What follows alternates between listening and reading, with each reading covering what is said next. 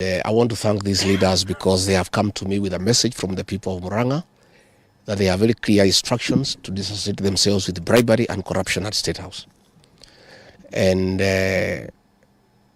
what you have done, you have demonstrated leadership, that you respect the people who elected you, and you are satisfied with the salary that the people pay you as taxpayers, and you are not willing to sell your people and what they believe in for little money.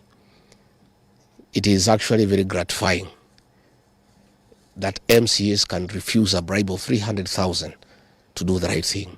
I really want to commend these great leaders from Murang'a, and I ask the people of Murang'a to identify leaders who are selfless and who cannot sell them.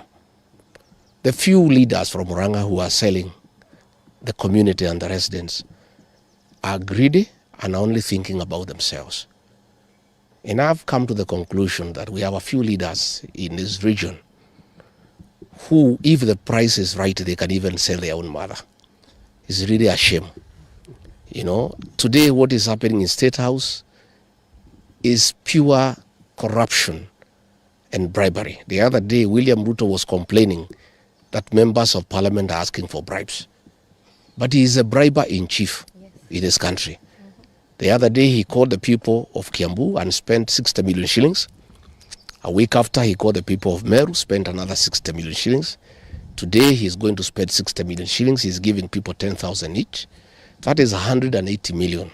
When hospitals in Murang'a have no drugs, when people are suffering because SHA is not working, when university students are at home, when students from secondary schools are at home, primary schools are not functioning because there is no money for capitation.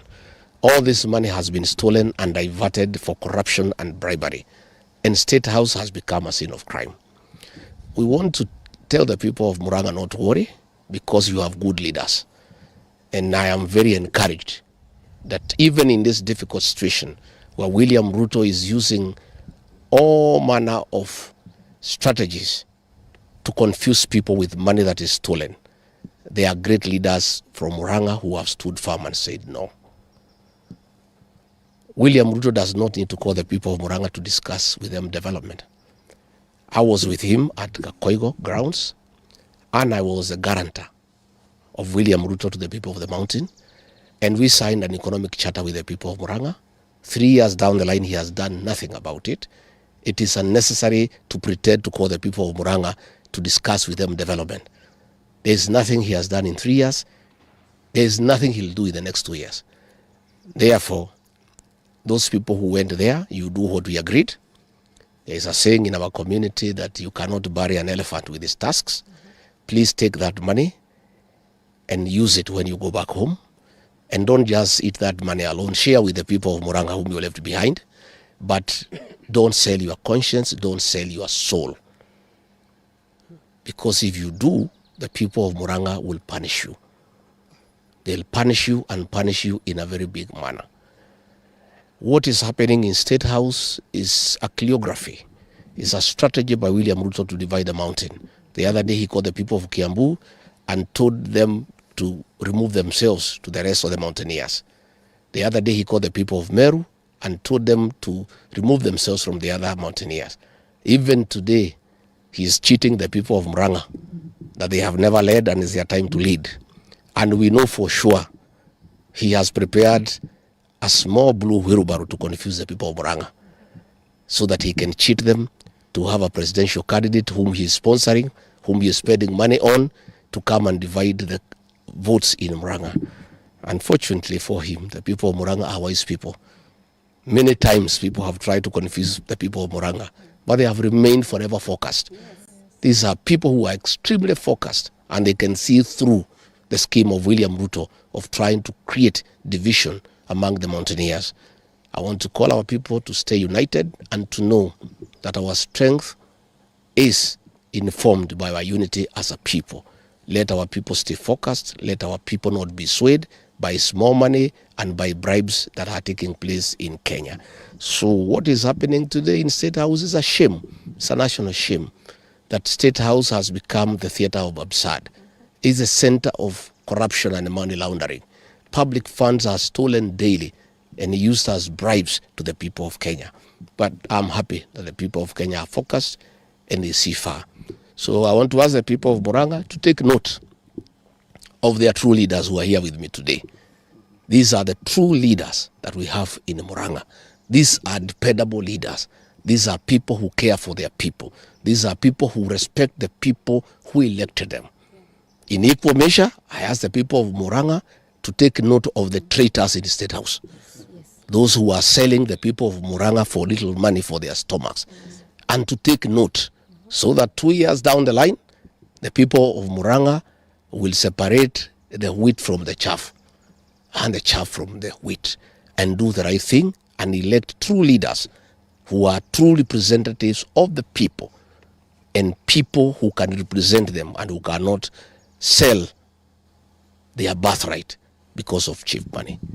Let me say, County Assembly Murang'a, pongezi. Former Deputy President Rigathi Gachagua has finally said what many have only whispered, and he said it loud and clear. President William Ruto is using Ndindi Nyoro to divide Mount Kenya. In a no-holds-barred outburst, Gachagua accused Ruto of plotting to dismantle the region's unity by grooming Kiharu MP Ndindi Nyoro as a silent replacement and political project. According to Gachagua, the game plan is simple: pump in money, make lofty promises, and confuse the ground. He warned the people of Murang'a and the wider Mount Kenya region not to be fooled by flashy handouts or saviors who come bearing gifts and PR stunts. They have been planted there with money to divide us, but we know their tricks. Let them know Mount Kenya is not for sale. This isn't just about Ndindi, it is about 2027. It's about power, succession, and control. Gachagua believes the president is laying the foundation of a political takeover in his own backyard, using a trusted loyalties and undermining sitting leaders from within.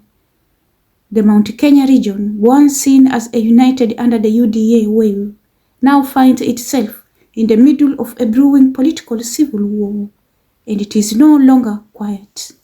Gachagua is daring Ruto, he's challenging Nyoro, and he's throwing down the gauntlet in what could become the most brutal Mount Kenya showdown since the 2022 election.